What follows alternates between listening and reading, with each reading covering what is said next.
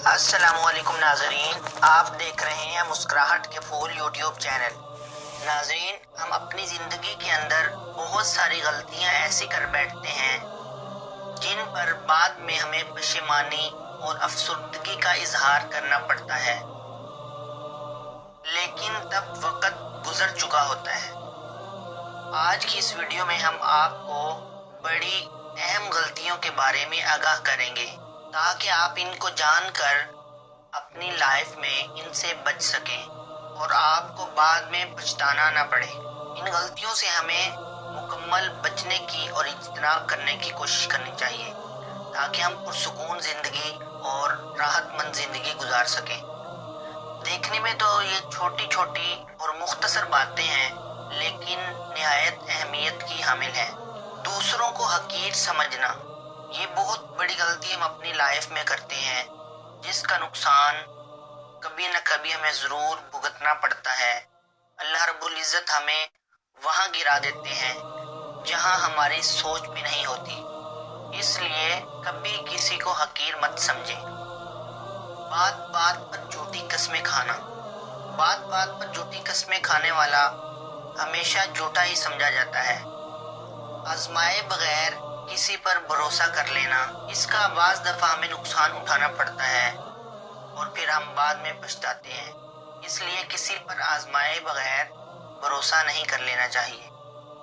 गलत बात पर बच्चों की हिमायत करना, गलत बात पर बच्चों की हिमायत करने से बहुत बड़ा नुकसान ये सामने आता है कि कल को यही बच्चे हमारे सर पर जूते मारने लगते हैं और हम उस वक्त पछता रहे होते हैं, लेकिन हम ये नहीं सोचते कि हमने किसी वक्त में गलत फैसले ही खुद ही किए थे, बच्चों की गलत बात पर हिमायतें की थी। सख्त मेहनत किए बगैर कामयाबी की उम्मीद रखना, आज हमारे माशरे में हर शख्स बैठे बिठाए खाना भी चाहता है और कामयाब भी होना चाहता है, जबकि अल्लाह ताला ने दुनिया का निज़ाम ही मेहनत के ऊपर बनाया है कि जितनी इंसान कोई मेहनत करता है उसका फल और नतीजा उसको उतना ही मिलता है।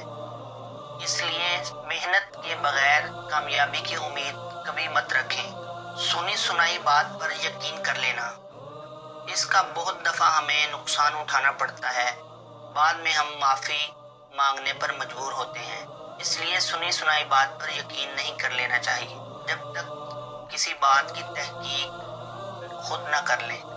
हदीस पाक का भी मफहूम है कि आदमी के झूठा होने के लिए यही काफ़ी है कि वो सुनी सुनाई बात पर अमल कर ले। अपनी औलाद के सामने दूसरों के खिलाफ बातें करना, इसका भी बहुत दफ़ा हमें नुकसान उठाना पड़ता है कि हमारी औलाद यही सीखती है और कल को वो यही काम करने लगती है।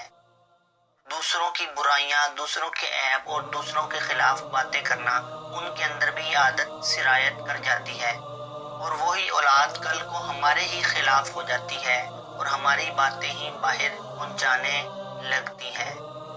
अपने दुश्मन को कमज़ोर समझना, कभी भी अपने दुश्मन को कमज़ोर मत समझो।